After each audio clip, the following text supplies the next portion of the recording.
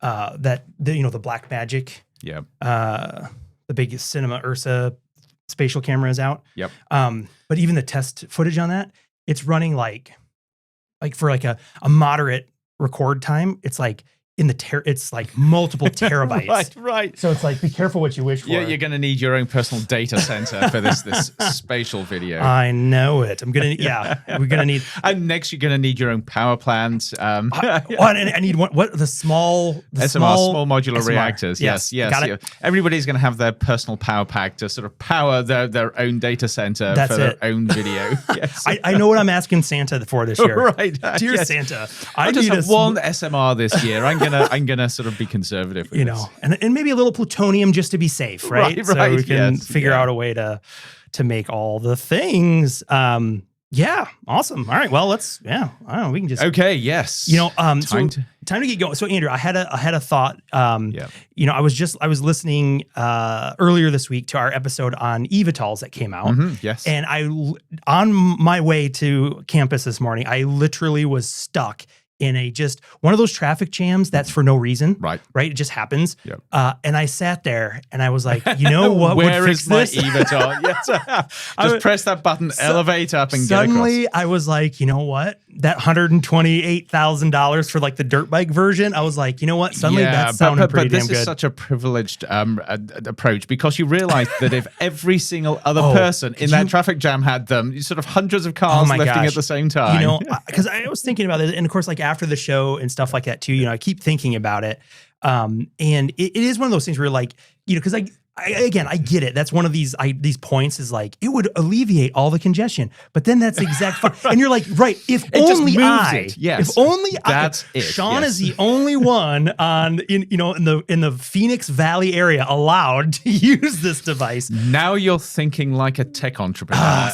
You know what? Maybe there is hope for me yet. Maybe I can become that tech billionaire. I've got the mindset for it. Me only, baby. Yep, there we are. Yes. Whatever it costs. The future is bright as long as it's just you. Right. My future is bright.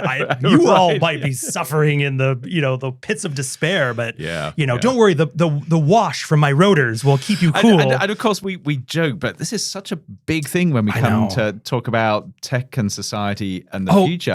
It is easy to imagine amazing futures if you make sure that hardly anybody gets hold of the tech. As soon as everybody gets it, you're back to square one. Yeah, or unless you find a new way forward. That's it. Or if your version of reaching that pinnacle is by stepping upon everybody below, right? It's like, sure, I'll just step on everybody to get where I need to go. And, And then you have the expansionist theory.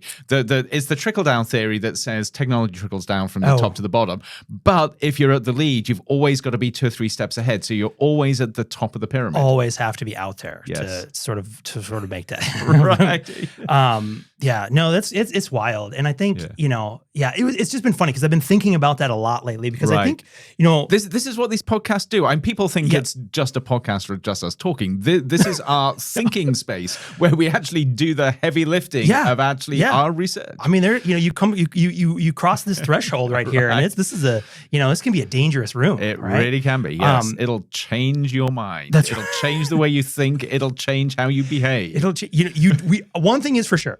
When we leave this room, we're not the same as when we came into it. You be the judge. Just a slightly worrying thought. We're not the same as when we leave. But what I love about these conversations, and in that episode in particular, because it's been I don't know that one has been stuck. Maybe because again, I've been doing a lot of drive. I've been crisscrossing the Valley area here in Phoenix, and I've been stuck in a lot of traffic. Yeah. But again, it's fighting that urge of this imagined futures, right? Where you're like, wow, this would be so amazing to just hop in this thing and go.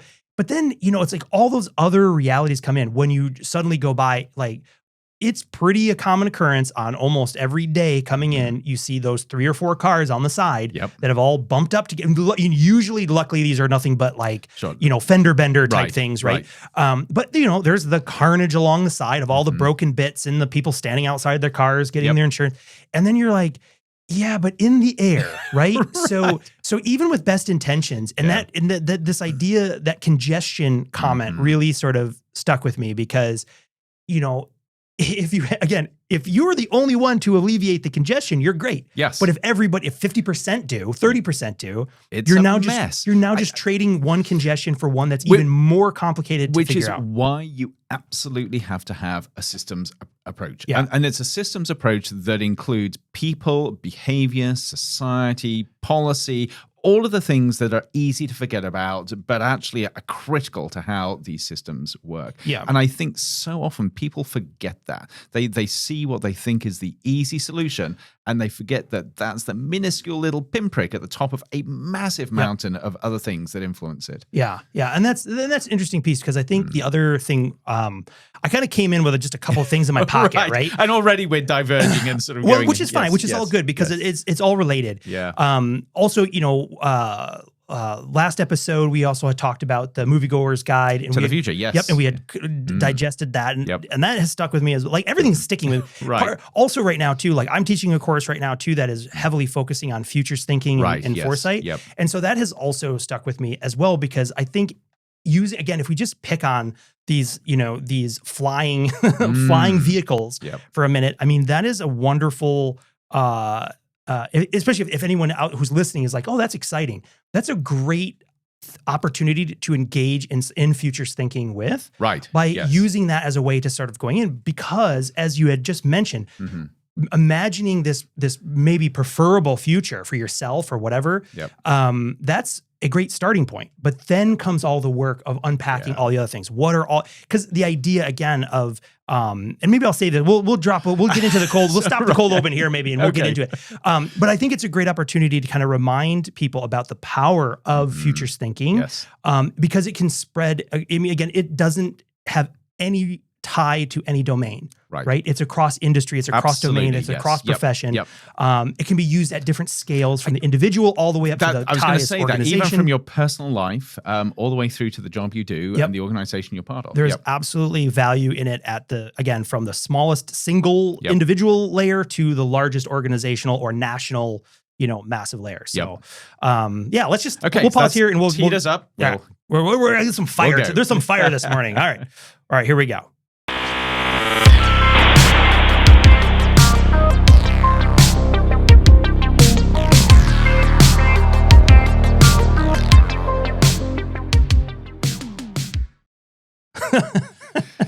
Welcome back. Well, welcome back. That's a long break we took. Welcome. I'm Sean Leahy, joined by my podcast host extraordinaire, Andrew Maynard. That's the only way I can introduce you now. I love it. And of course, that means you are listening to Modem Futura, the show that explores the intersection of technology, society, and the possible, probable, and preferable futures, asking deep questions like, what will it mean to be human in the future? And I want to point out, the little tagline that I read and get right most of the time. Yes. I butcher it every now and then. Has these three futures in it: the possible, probable, and preferable futures. And those are lifted directly out of essentially this idea. It comes from future studies, but which is what has informed this idea of futures thinking. And kind of coming back to that, we've done an episode a long time ago. It was towards the beginning. I forget which number it was. Goodness me, yes. In the midst of time. Yeah, I think Ruth Wiley had joined us for that. Right. Who is one of the three, along with Bea Rodriguez Friends, and one of the trio of conspirators that we have. And you are the third one. Yes. Along with myself, we have started a community of practice here at ASU for futures, basically just casting a wide net, looking for people who are already engaged in these kind of these works, or who wants to be engaged, who's interested, because it is. One of these things. I mean, I think if I could be guilty of one thing for sure, it is always trying to convert people into thinking, into adopting some, at least, of these. You are a futures evangelist. Does anybody use that term anymore? Remember when every tech company had their tech evangelist? They did. But you are the futures evangelist. I don't know what that. Yes, I'm trying to decide if that word, if you want to jettison that word, right. Not I sure. can see that. So actually, we're going to come back to this if we talk about the app that you've been showing me. Oh yes, to see whether it sort of captures that grimace, as I say, futures evangelist. I should have been looking at it. We're foreshadow. I've got a fun tool that is. It's like my laptop is increasingly getting warm, so we'll. I maybe should have stopped it, but I don't know. Yeah. We'll see. But yeah, I mean, I think again to if you're new to the idea, a concept of futures thinking, I don't want to hit it like overly hard today, but I want to kind of set it as a background to a lot of the things that we can talk about. Flying cars or any new or advanced or convergent technology is a great opportunity to really engage in this if you're not already doing this work. But super briefly, futures thinking can be described as essentially, some people will call it a process. I call it a mindset. Okay. Or even you could extend it to if you start trying to convert people, it becomes a philosophy, I suppose.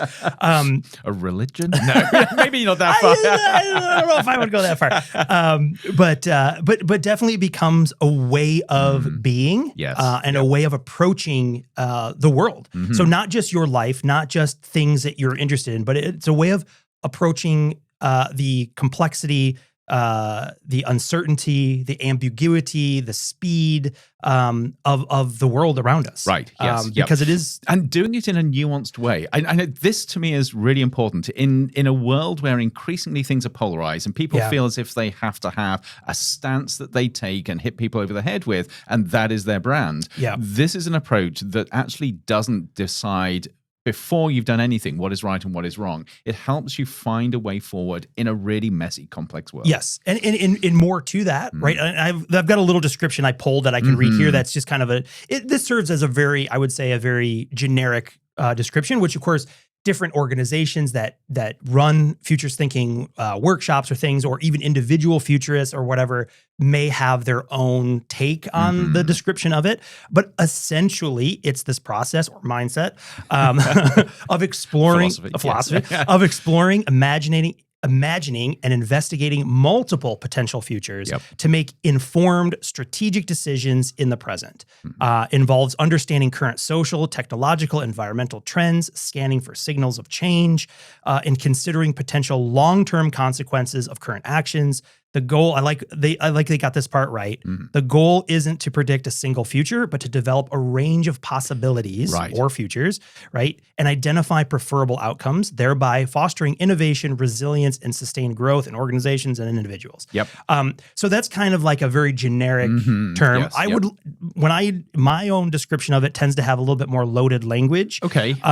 But go on. Are you going to give us a little snippet of that? Well, I think the idea here, because the biggest question always when futures thinking comes up is what's the difference between or predicting the future? That's always the first, it's sort of like the standard cards, right? When you're like, we're going to engage in futures thinking. No, that is not learning how to predict the future. If we did, Andrew and I would not be podcasting and of course, from us. One of the things I always tell my students is the only thing that's certain about the future is that nothing is certain. The only thing certain is uncertainty.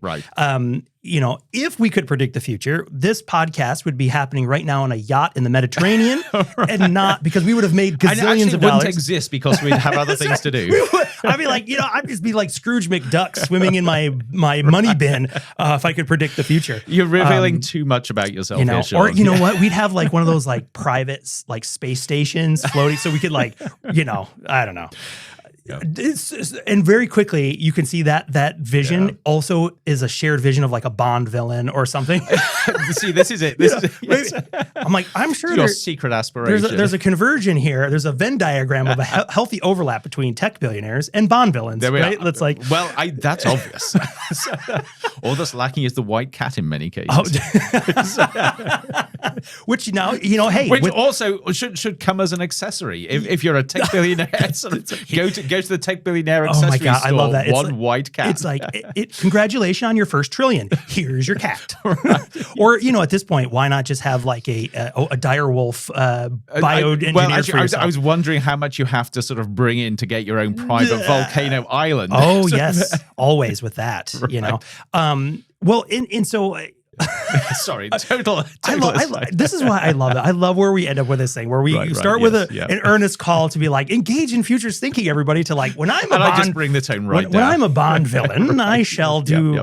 But the point is, it's about society as a whole, communities as a whole. It's not about you as an individual, it's not about, alone. Right. And it's about figuring out a way to navigate the uncertainties that the future will bring. So what it is never, right? And it's like, we just talked about this last night tonight in class too. So if any of my students are listening, you're getting it twice. What it never is predicting the future. Yep. However, what it is doing is giving you lots of ways to investigate what is happening today. How do we get from where we were to today? Yep. And also investigating all of these possibilities of where we might go, given all of the variables and complexities of the world around us, and trying to make sense of that, to navigate those uncertainties with something that gives us a way of doing that with agency. Now we feel we are an active participant in this, and not just something. The future doesn't happen to you. You are a part of creating the future. Creating it. And that we, because as soon as you say we, somebody's going to ask who's the we. To me, it's everybody. Everybody who's got a stake in the future is an active participant in making it. Yep. Yeah, absolutely. And I think, the point of future, and one of the things is when we've had Ruth on before, we've talked to her, one of the things that is really fun and engaging is the work that she has been doing with others as well, is really working at trying to get futures thinking into K-12. Right. So to start this process early, Yep. I'm doing it right. We're doing it right now from, just like a broader layer, but it's one of these things because it brings this different mindset from right off the back, that inclusion of we. Yep. And while again, you can do this exercise from an individual perspective of, I'm curious about what my future is, the we is always ever present, because it takes into account all of where you are. What you aren't isolated. Yep. You exist in all of these different communities that you identify with. Yep. You exist in professional, family scenarios, professional scenarios. You live in a city somewhere. That city is inside some other construct. So pretty much everything you do has got consequences within that community. And so it's really interesting because some of my previous work around risk innovation, where we didn't talk about it in the future sense, but it's exactly this, is this idea that within a complex society, everything you do is connected to a gazillion other people, and how your actions affect other people, that then rebounds on how their responses affect you. Sure. So you cannot do anything without at least beginning to understand or recognize that really complex web of interactions. Absolutely. And also recognizing, some people, kind of that rhetorical question is like, why now? Right. Well, we've also described in many cases, right? I mean, our show is a prime example of how fast and all the different things that are happening and changing. And so while the use of futures thinking is, been around for a while. It has been around. I mean, people have been engaged in this work forever without even knowing it, without calling it anything, right? But even still, the work has been relevant forever, but perhaps I would argue even more so now, because this like whiplash effect of the amount of, use the terms here, the acceleration of change, right? I mean, AI is the perfect example. I mean, if you look, 2.5 years ago is nearly 3 years almost ago 3 years ago as we come up to the fall here, but still 3 years. And how much has changed in those 3 years alone compared to the 10 years before that. That's it. Yes, right. And we know you feel this. And if people are out there listening to this podcast and they're like, you're right, I do. Like, yes. One, you should acknowledge that it's okay to feel that change in the speed and the uncomfortable feelings that come with that, of feeling like you can't keep up, you can't catch up. This is a bigger issue, I think, perhaps, it certainly has an impact in the AI space, but even maybe more broadly on the technology space is the confidence, the confidence in the things that you have, the confidence of things being there tomorrow, the confidence of things doing what they said they were going to do, all those things. So it is moving fast. And one of the things I also really love about this idea of futures thinking is it does get its base, right, and is drawn more recently from this growing field of futures studies, which is, in the world of higher education, it is a newer field because it doesn't have its roots in hundreds and you should and actually hundreds say of a years. little bit about what that means, because future studies isn't studying the future. It's studying this whole process of how we understand that relationship with the future. Exactly. And understanding, and also with it. So future studies as a discipline, if, to put it in its simplest form, because there'll be someone out there who's like, no, that's not accurate. Really, it is the study of how we think about the future, it's not studying, again, we're not predicting the future, but it is understanding the mindset of how things are moving, connecting and being able to be aware and look for all of those different, I'm going to throw a lot of terms out there, right? Signals, trends, drivers, these things that indicate that shifts are boiling up, they're happening. But also to do that, there's this other word, we've talked about it briefly before. This is the concept of a mega trend. Yes. And so quickly, even now, as I'm talking, I can tell, like, this is not a simplistic thing. It is a big, it's a big nebulous space at times. It's a 5-dimensional spider's web. It is, right? And it's like, it really, and I do like that because it really does also allow you to start imagining things in a much more dimensional way. Right. Because you're familiar with like an X and Y coordinate, right? You have two axes that you're doing. Well, then you can add a third dimension of like the Z, or for everyone, the Z axis out there for everybody else. This is a British show, Sean. We have a huge international audience, so I will throw the Z out there. I actually prefer I didn't grow up saying Z, but I actually prefer it. But now it sounds so phony if I say it. But then you can also throw in the T parameter for time, right? So now you're an X, Y, Z, T. Yes. So you can think about how these things are moving, and and that creates a lot of fun. But also it can when you're first engaging feel very abstract and very kind of wishy-washy.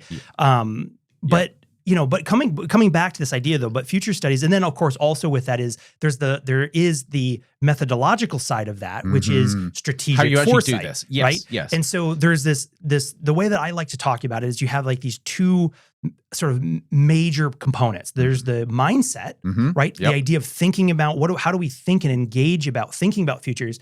Then there's the methodology, the tools, the actual tools of saying, okay, now that we've thought about it, what tools can we use to develop something that we can actually, because it is abstract, until you pull it down and say, okay, here are, and so the purpose of that is to make these scenarios something to react to. Really important with these tools. If you just have the mindset, it is really easy to spiral. This is where people start imagining impossible things and getting really anxious about the future. This is where you get the Terminator scenarios where AI decides to get rid of humanity. It's where we're all wiped out by some alien virus or whatever. So you've got to be able to put sort of boundaries on this, and you've got to have a process of filtering out what is plausible versus what is implausible or even impossible. That's perfectly right. And also, I mean, that's one of the reasons for engaging this is also to reduce a term there's other terms that mean the same thing, but essentially to reduce future shock, which is that because it is, you can go, well, if this were to happen and that were to happen, oh my God, it's all over. We're all dead. We're all gone. And then there is that sort of like the sort of hair on fire moment. The reverse of that is also like, well, if this were to happen and this were to happen, we end up in, this, again, the Star Trek. The utopia, yes. Yeah, the age of abundance, whatever. The lack of scarcity. Age of abundance. The age of abundance. Yes. The want not world, right? So doing that alone can be fun and exciting. Right. But and there's a place for it, but you have to have a discipline to pull that back. That's right. And so, and also, even if you're doing something professionally, right? Like futures thinking can just allow you to explore this rich vein of what's out there, what's possible. But then what you need is something like a tool set, like these forecasting tools, and there's Foresight tools, and there's many of them. No one tool is perfect. They all have their strengths, their weaknesses, and that's part of the role of, as you become experienced, is understanding which tools best fit this context or scenario. But all the point of those tools are to give you examinable, actionable scenarios that you can investigate further to say, like, if this scenario were to come true, what does that mean for us? That could be good, it could be bad, it could be neutral. And then looking through those, trying to ascertain which ones might be very likely to happen, understanding what inflection points would be necessary. Also, because again, we have this T factor, the time. Are we talking about 3 to 5 years? Are we talking 10? Are we talking 50? Are we talking 100 years?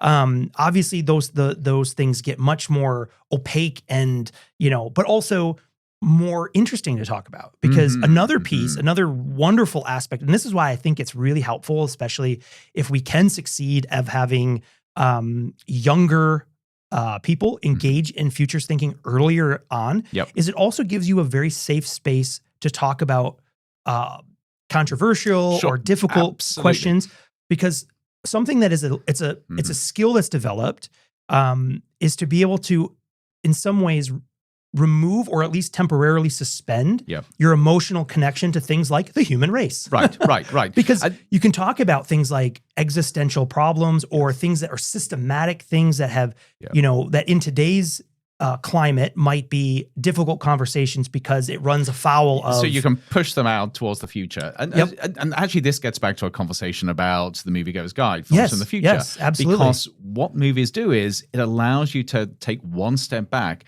and think about possibilities and consequences in an environment where the personal stakes, the ideological stakes are lower than just exploring together what might be possible. Yep. And I mean, in a very quick example, right, where you can see how this would work is if you were to sit a group of, I mean, it doesn't even matter. You could say like policymakers, lawmakers, right? Some of the people who might have some of the most rigid views of the next few years, and you say, we're going to redesign the city. Right. Okay. Everyone has probably maybe experienced what that is. Or if you've ever held one of these kind of design meetings of like, it is chaos and everyone's arguing and it is Post-it notes, isn't it? Oh my God. Death by Post-it note. Oh my gosh. And oftentimes it is this thing of like, well, we can't do that because that's not how we do it. Right. Or this is how we've always done it. So that way it needs to be this way. So a real quick flip on that is to use, and a lot of times places will use this concept of let's build a city on Mars, let's build a city on the moon, or whatever, because you're starting from a blank canvas, and then like making lots of assumptions, like again, the worst day on Earth environmentally is still better than any day on Mars, right? Because you can't breathe there.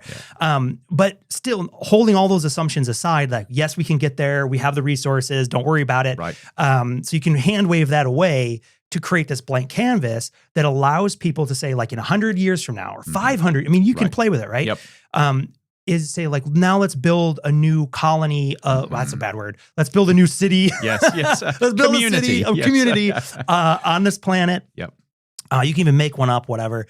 And then because what it does is allows for a blank slate to not, the intent then is to be able to think about what problems do we need to solve for? How do we do it without the burden of the present in some ways? That is exactly it. And what that does, and actually just thinking about Mars, there are a number of people that have built these simulations of what it would be like to build a community on Mars. You begin to see really fast just how complex it is, and it becomes a mirror to life on Earth. If you start off by thinking, this is easy, you just sort of build a few sort of habitats, you sort of build the technology to sort of mine the area around and create sort of resources which allow you to create gizmos. What is difficult about this? And then you begin to realize that there are layers upon layers upon layers of making this succeed. And so once you've realized just how mind-bogglingly complex it is to do on Mars in the future, you begin to realize actually that's a mirror to what life is like now. So it allows you to begin to navigate the present in very, very different ways. Absolutely. And that's a very powerful tool of we'll use this tool. And I'm sure I've mentioned it somewhere here, but there's a very common tool used that's called backcasting. Yes. Right. So once you can imagine that future state, and then, so even if you, in that scenario, even if you are able to come up with a good idea, you're like, all right, we've got it, we figured, and if anyone, I love what as you're talking about, I'm like, that was a hard lesson for me when I was like 9 years old playing Sim City, right? Or whatever. You're like, wow, this is much. You were 9 when you were playing Sim City? I was probably even younger. I don't know. I can't remember. But it was like the original Sim, not the one where you can control the people. The original Sim City. I know. I know like, the one. We sort of, our whole office was playing it. There was about 2 months when we didn't do a single bit of work, I'm sure. Well, and I don't know if it was just me, but you'd build this stuff the whole time. You're like, come on, Godzilla monster. Because that would be like, you would get like either some kind of natural disaster or like a Godzilla monster would come up and destroy. And it was always like, come on, Godzilla monster. But you realize, I mean, even in that very fun simulated video game version, you realize very quickly how complex all these pieces are, right? So with this idea of backcasting sort of feeds into that, this idea of you imagine a future, and usually about 10 years or so down the line, so the future you would like to see, and then you work out what are the steps between where we are now and how to get there. So that's the back bit of it. That's the back bit. And that's, I mean, even you can see the traces of that even in the language we use for future of being human, which is like, what actions do we need to take today to get, that's basically the action of backcasting once it's been done, right? Is where is this preferable state that you want to get into? And then what, regardless, whether it's 10 years or 100 years, from that point, working all the way back to today, what needs to start taking place? How do we start need to think about what actions are necessary for that potential to hopefully unfold? Right. Which you can never guarantee, but you're working towards that as opposed to just, again, throwing your hands up and just saying the future will happen to me and I'll just hope for the best. Right. That's it. Yeah. So there's another aspect of this that I find really interesting, and that's the iterative aspect. So you start off with something like backcasting, where you get a group of people together and they imagine the sort of future they would like to see in 10 years' time, and you work backwards. Part of that process is usually people realizing maybe we're imagining the wrong future, or maybe we're asking the wrong question, or we've defined the problem wrong. And maybe we need to go back to the drawing board. Now we've gone through this process and really sort of rethink or tweak that idea of the future. Because sometimes we are so sure in our gut that we know what the future should be like. It's only when we begin to think about it that we realize actually we've got it wrong. We are so naive that we're creating what we thought was good, but actually it's going to hurt a lot of people and actually cause more problems than solutions. Yeah, I think that's a great point to bring up too, because that is part of it. That none of these, well, I would say it this way: anytime you engage in one of these tools, that is a snapshot from today, right? But that the power comes from that iterative process. This is not a one. That's why. That's why again, with futures thinking, it's a mindset and a philosophy. It's not just a thing you engage in one time, right? And you're done. I mean, you can do it one time and say I'm done, but you know, it doesn't really serve its purpose. You know, again, you know, if what your planning is for tomorrow.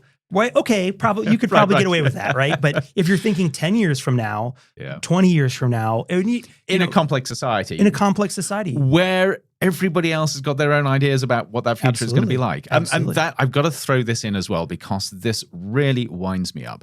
The people that I come across, and I would say more people than not, who have a clear idea of what they think the future should be like, but it's their future. It's a future that doesn't involve anybody else's decisions. And they say, it's easy to get there. We just need to tell people to do this, this, and this, or force them to do this, this, and this, or get them to do it, and the future will be great. But it depends on the only person with agency in that model being you, and everybody else being automata that actually do your will, your servants. Yes, and that's really interesting. And you just brought something up too. There's a term for that also, which when we think about sort of this kind of comes back to one of these fundamental papers from Sohail Inatella from like these 6 pillars of, so he kind of, one of them is this idea of a used future, which is, is the concept of, and again, it's not about ascribing value, that it's bad, good, whatever. It's also recognizing that my vision of the future could be tainted by what I've been told, somebody else's future that they've prescribed to me. Right. Like, you know, again, we talked about this before with like, you know, with movies, right? The, you know, when you see like Terminator, right? Just opening with the future as the robot stepping on a human skull is starting to inform how you think about the future. That's it. Yes. And we've had this conversation between like utopian futures and protopian futures, utopian futures, dystopian futures, and the role that those can play in sort of how the individual starts to think about the future or their future. And therein also lies the danger is like putting it in the singular, thinking about my future. Which is why we talk about futures plural. That's why, you know, to some people, it is interesting. I usually always have to, it's like, I'm like if I do a talk on this, it's usually like the 4th slide. And I'm like, by now, if you're sitting there going like, you're annoyed with me for always making this term plural, it is intentional because when we talk about the future, that is a singular, and you can arrive at a scenario for a possible future. But in general, when we talk about the future and the way people are thinking about it, it's plural. It's futures. Right. Because it is unknowable. It's many possible states. That's right. And the present is largely fixed, but even there, everybody experiences the present in different ways. So there are different presents. Yeah. Even more so with future, because they're not there yet. The waveform, if you like, hasn't collapsed yet. So there are many possibilities. That's it. I mean, if you think about it, there is this kind of a sadness in some way because we aren't fourth dimensional beings, right? We can't control our own t variable. Is that we are in some ways, right? We can't access the past. Right. Yep. The future is unknowable, and we're kind of stuck. I know. Right. Yes. I guess I don't know. But we can plan the pathways. Yes. And so this to me is where things get both exciting and important. So you can imagine these different future scenarios. You can begin to sort of plan how you increase the likelihood to getting to the ones you want. You can begin to understand that in a really complex web of influences with many people having different ideas. Yeah. But then you can start taking action. With these tools, you can take actions which increase the probability of getting towards the sort of future you want and move away from the sorts of futures that you don't want. Yep, absolutely. And then again, within there is all these other nested tools that help us look for, the risk factors, right? Unintended consequences, risks. How do we ensure we're not doing damage or harm to vulnerable populations? And I always take a moment to explain. Part of that vulnerable population is extended to our environment, to our planet as well, because like I said, until we find an Earth 2, all interconnected. Until we find an Earth 2, if we screw this one up, the planet will continue without us, without any trouble, right? Yes. And so it's a planetary survival mechanism. If we become the sort of pathogen, there are mechanisms to get rid of us. Right. And I think we might have already become a bit of a pathogen. It's funny you mentioned that. This just triggered this wild memory. I wrote an essay in my senior year of high school that about the literally that the human race was a virus to the planet. Yep. And of course, when you're, how old are you? It's 17, it feels 18. Great. This original thought. And it's just like, this will really show them whatever. But the funny thing is I found that paper not that long ago and I read it again and it was like, had all the hallmarks of a teenager writing this stuff. Right, yes. But at the same time, I was like, damn, that's pretty good. Like it was one of those things where, coming back to it, 20 years on, I'm like, there was some good points in there. That's and pretty good. And sadly, it still resonates very well today with a lot of these things. Yeah. But yeah, and I've had this slide pulled up because I've been meaning to come back to this to touch on this. Because the language here is very intentional. And this is lifted directly out of Wendell Bell's sort of seminal 1963, I want to say it was. Basically, it's the volume 1, What is Future Studies? Right. So it's one of these sort of key texts from this the modern era of this discipline. And we talked before about the influence of H.G. Wells going back. Yes. But again, this idea of we study the history, we study business and economics. Why do we not study the future? But this line when it comes down to the proposal of what future studies is all about, right? And this language is very intentional. That it is basically to discover or invent, examine and evaluate and propose those possible, probable, and preferable futures, right? And it's really that the depth on discovering, inventing, right? So what could it be? What do we want it to be? What could we make it? And then pulling those apart and examining them, evaluating them, and then proposing what are the possible, preferable, and probable futures, so that we can react to them and make those decisions about how are we going to engage with these things. So, really tricky question for you. And I love the way you're sort of expanding on this. And part of my brain is thinking, I know why you're doing this, because we're supposed to be speaking to a class in a couple of weeks about exactly this. Oh, yeah. Oh, my God. I actually forgot about You'd forgotten about that. The one where our colleague asked us for a podcast episode that he could give to his students. This is that podcast episode. What I meant to say was, yes, exactly. Right. There was a plan. But here's the tricky question. Yes. How do you do this in a world of 8 billion people where everybody has got their own ideas, their own philosophies, their own traditions, and their own directions they want to go in?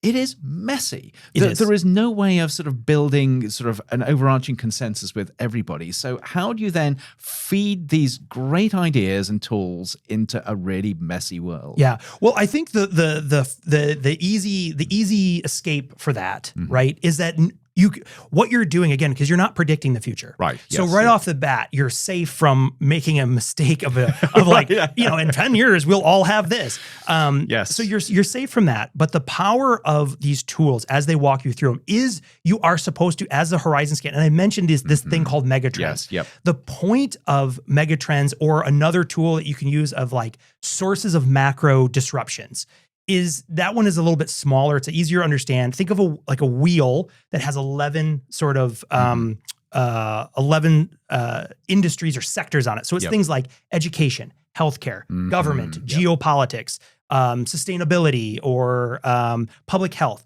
right? So you have these large sectors.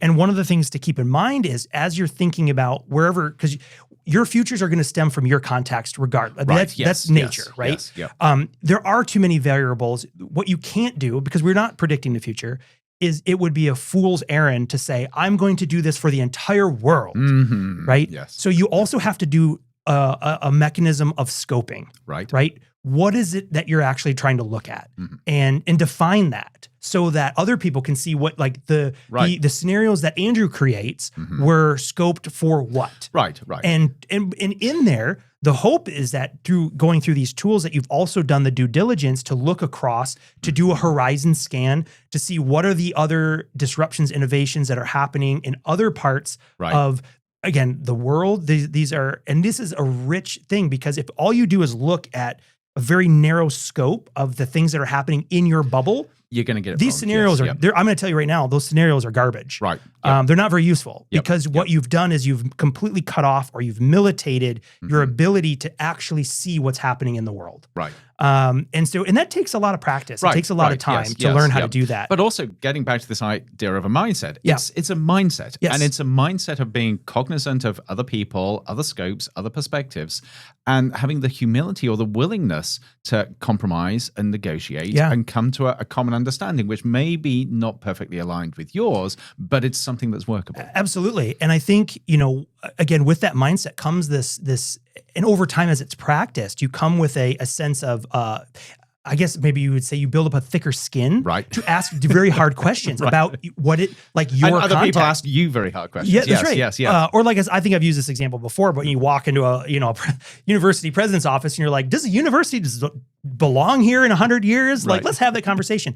But it's also, I'll talk about it at times too, of this practice of flaring and focusing. Okay. Right. So when you flare, this is when you're doing your horizon scan. You're looking around, you're paying attention to, like I come back to things like when we did the report on the World Economic Forum, the 10 those are coming from all over the place. Right. Yes. Right. Yep. Same idea is looking for what are these innovations, what are these disruptions, these new convergences that are happening all over the world, not just in the global north, not just coming out of Silicon Valley, but what are the innovations that are happening in, the global south? And not just, these are not limited to technological innovations. No, but you look at sort of rural communities. How are they solving problems? How are they finding new ways of thinking and doing things?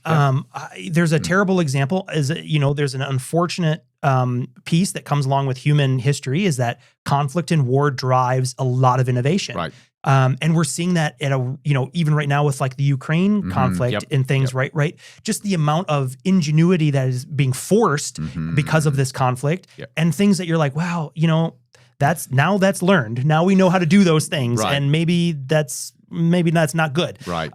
But these things happen, and if you're not paying attention, now you can't be an expert. That's the other side of this, right? The human lifespan is not long enough to be an expert in all areas of everything, right? Future studies, experts not welcome. Right.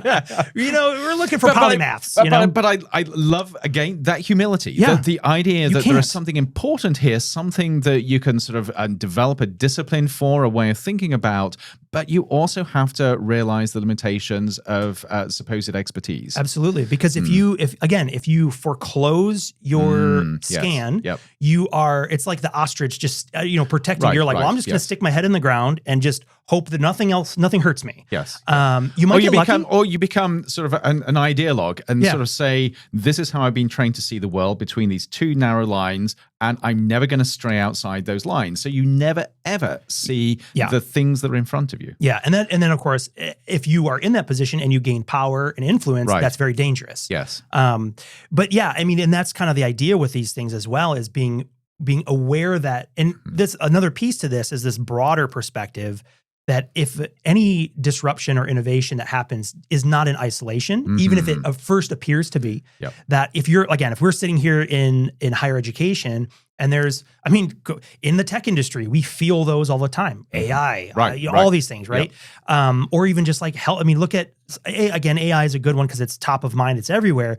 But even if you think about that technological innovation, and go across that wheel, how is that AI impacting education, healthcare, government, all these things, right? You can start media and telecommunications, wealth distribution. I mean, you can start to see how that one technological innovation or convergence or whatever is having this ripple across all these different sectors.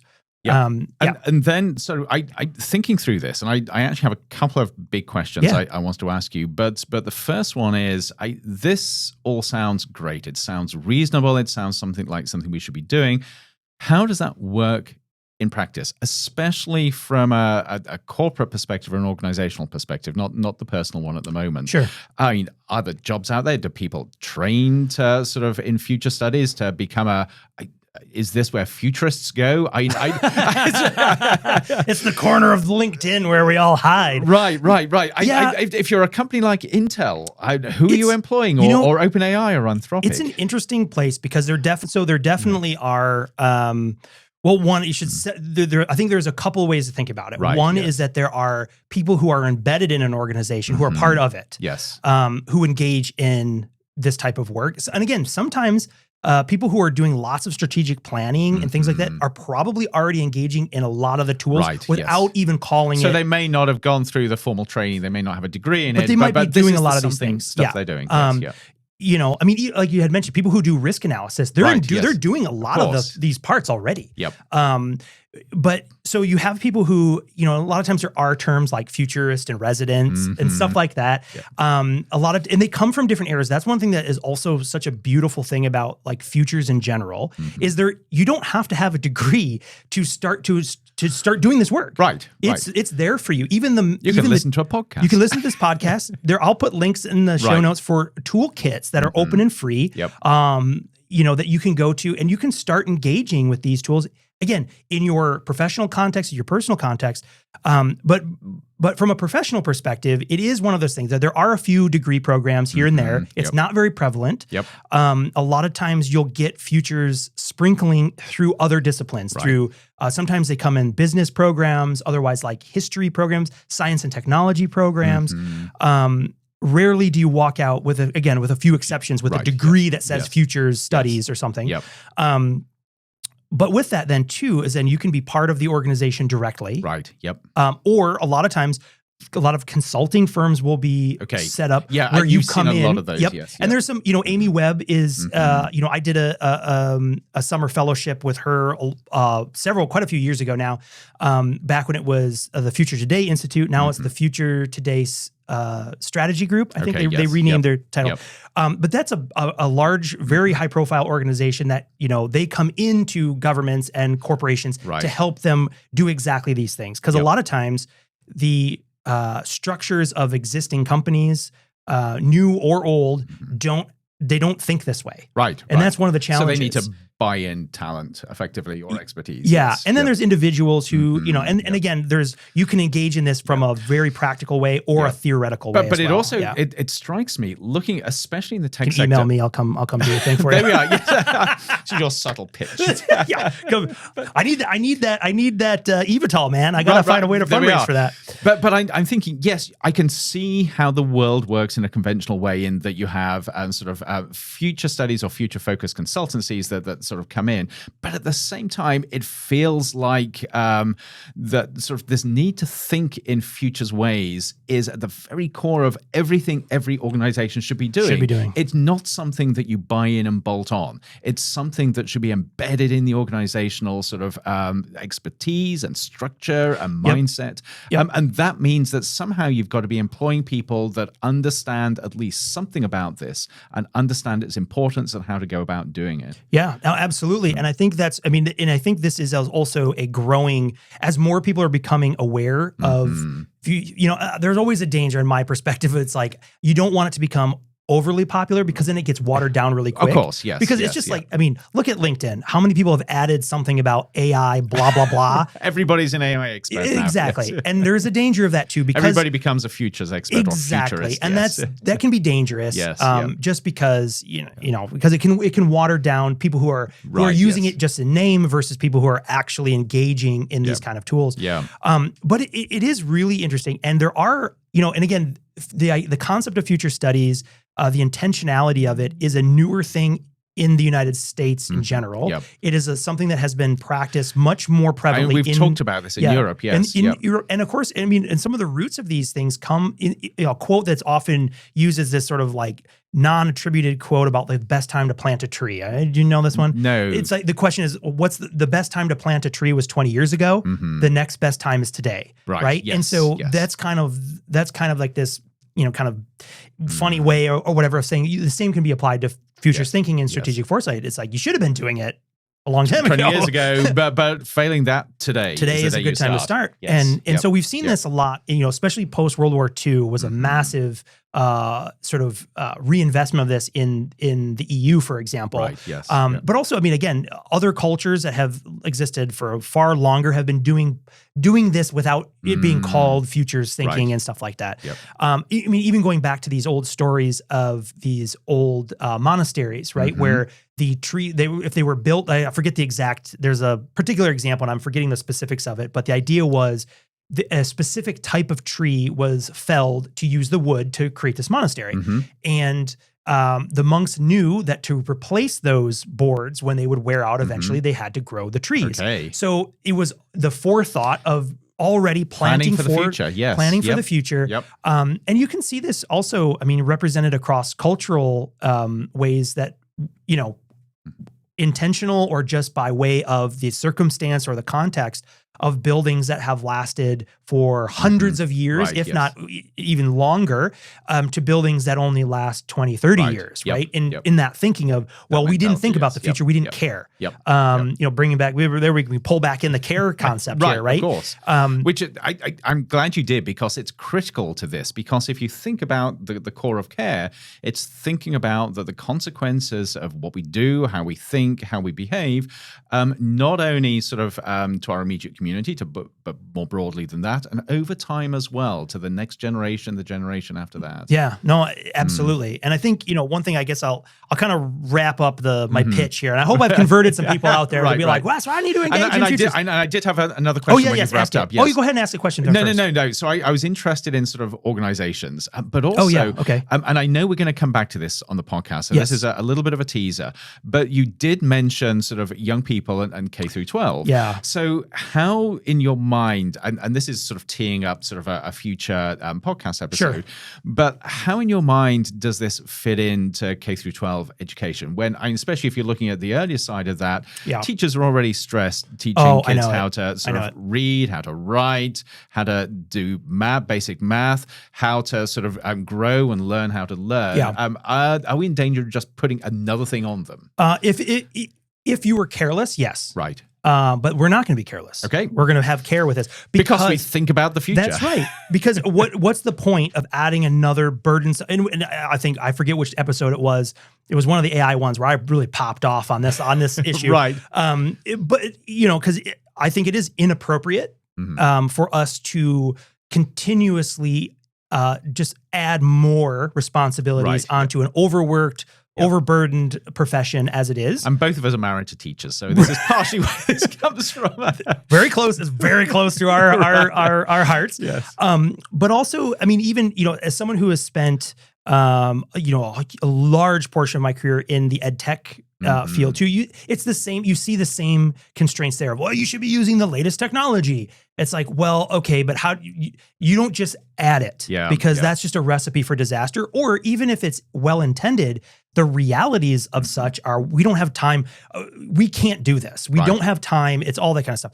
The good thing about layering things like futures thinking is, again, most of those pieces are already there. Right. It's what so. In this is coming from my perspective, so you can send your hate mail to me.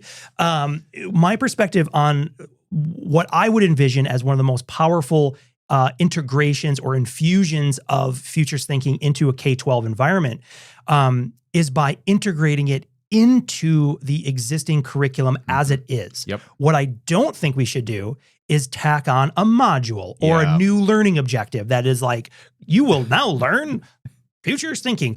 I think there was an incredible push for this around computer science and the everyone can code stuff, which has had, depending on who you talk to, it has some mixed results about forcing people to think about the world through the lens of just like this coding. I don't think this is a good way to do that. Because futures thinking does a few things, right? And think about this already in the context of K-12 education. So by putting futures thinking in practice, it helps students be able to basically evaluate what's happening in the world around them and think about ways of handling that uncertainty, taking grasp of that. It strengthens creative problem solving. It gives people an opportunity to start thinking, again, that focus and flair. It allows people to think big, allows them to think, pull in these imaginative, wild ideas. It provides opportunities to explore those ill-defined problems, those difficult conversations.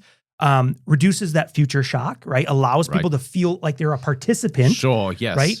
I mean, to me, I feel like that's one of the most powerful things to give young students the perspective and the feeling that they have agency in where this world goes is huge.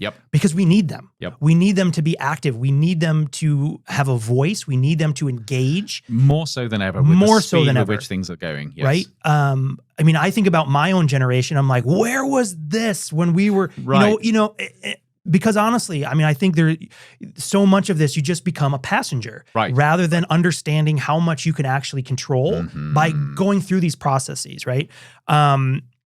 This, again, creates this ability to start planning, to start thinking about how to do this.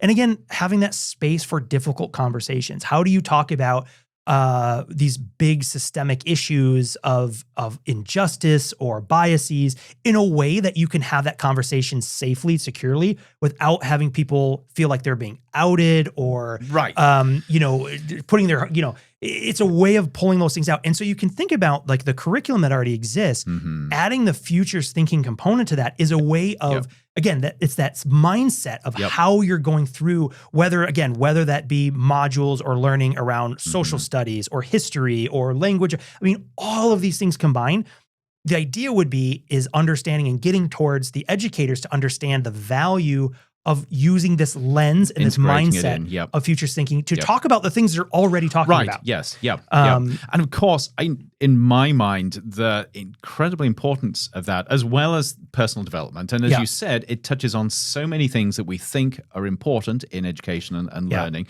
But also, if you think about the context of today's world, which is going faster technologically than ever before, it is more integrated and more interconnected than ever before. It is more resource constrained than ever before. Things are moving faster with incredibly sort of big consequences than ever before. We have to be bringing up a generation that can not only survive that and navigate it, but thrive in it. Absolutely. And at the moment, we're not teaching those skills. Yeah, no, I couldn't agree with that more. And I think, coming back to, I don't want to invoke Dewey again, but I will. But again, using this futures thinking, you're going to call him the original futurist at this rate. But there is a piece to that, right? But also, I mean, I think that would be my last pitch here is, bringing the futures thinking in as the mindset for tackling these things. Also, again, look at all these things of how in those tools, those methodologies, it is ripe for supporting those natural impulses for inquiry, exploring the world around it. What is our future? What does the future mean for me? What does it look like for me? How is this going to unfold? The communication, talking with one another. How do you think? How do you express? Learning from one another in that way. Building something, actually making stuff, creating those scenarios. This could happen, this could happen, this could. Once you've made, like, it's fun to see when it happens, and it's hard to explain until someone experiences it. Actually putting down on paper or, digitally or typing it or whatever, these scenarios, the sense of like agency that instantly translates to you of going, wow, I just did that. And I just wrote a future. I just put that in the universe to speak. And then of course the expression of having you, what does this mean for you? And what is, because we all bring that. And so again, this is a way of kind of tying these all things together. And even again, in the space of K-12, and I'll extend this to higher education as well, as we're constantly looking for and having these conversations around how AI is changing the sort of rote mechanics of a lot of sort of academic evaluations, like with the 5-paragraph essay and these kind of things. It's like create assignments through these methods that you aren't cheatable. These are not cheatable assignments.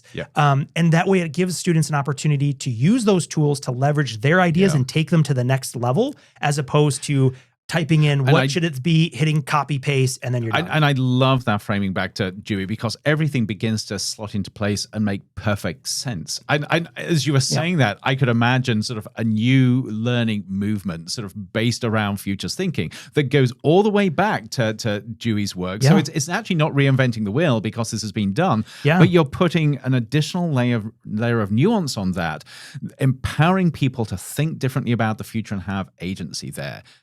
And I know this is, I'm doing sort of future scenarios, this is land of fantasy, but that concept, especially in this day and age, is unbelievably powerful. So you can imagine this concept of a future school that begins to pull all this together. Absolutely. And this is the vision, this is this like multi-dimensional vision that I have floating in there. And then that's the thing, is like, so now we just need a boatload of money to make it happen and people to invest in it. But if anybody wants to launch a future school, we thought of it first. We're your team. We got it there. I will submit this to the U.S. Copyright Office as an example of we thought of it first. No, but I think, and I'll just end with this last thing. And I have an AI tool, but we'll save it for maybe next time. It would give me a chance to play with it a little bit more, because also it has eaten half my laptop battery in the 1 hour, so 60 minutes. This is the little teaser. What has Sean been distracted by as we've been having this conversation? I'll give you a small hint. It's watching me and telling me all about myself while we're doing this. But I'll end with this quote, because this comes from Klaus Schwab. Okay. Yes. All right. So original founder and CEO of the World Economic Forum. And it's a great quote that I use this all the time when doing a futures talk to express, again, why now, right? From the perspective of human history, there has never been a time of greater promise or potential peril, right? So get on it, people. We think about the future. Let's make a brighter path, and let's figure out how do we get there to ensure human flourishing. This is important. Absolutely. Well, awesome. We should wrap up. Yeah, I think, and for the class that's coming up that we knew about, that I did not forget about. Just for you. Just for you. Oh, yeah. No, fantastic. Well, awesome as always. And we'll share the little AI tool next time, I think, because it'll be fun. And I'll have some time to play with it to see what, of course, because it was a little bit of a surprise, but a lot of fun. And but I'll put some links in the show notes that can take you to some of the open tool sets and things around strategic foresight and futures, so you can dive deeper into those. And Andrew, awesome conversation. Always great as always, Sean. So much fun. Pleasure. Until next time, I'll be on my eVTOL flying around and waving at all the poor plebs underneath you that don't have them. That's right, you suckers! Until all of a sudden my battery just drops, and or my AI tool just chewed up half the battery in my quadcopter or whatever it is. So fantastic. Well, thanks everyone for listening. And again, if you are enjoying the content that we are creating, a great way to support Modem Futura is to like and leave us a review. And of course, share with anybody else you think might benefit from these. Also, we were joking about putting this content in classes, but also for our colleagues that are out there, I think Modem Futura is a great source of conversations, or even just provocations to use for getting conversations free. And and it's free. We put it out there for free. So absolutely. So from myself and from Andrew, we'll see you next time on the next episode of Modem Futura. We'll see you then.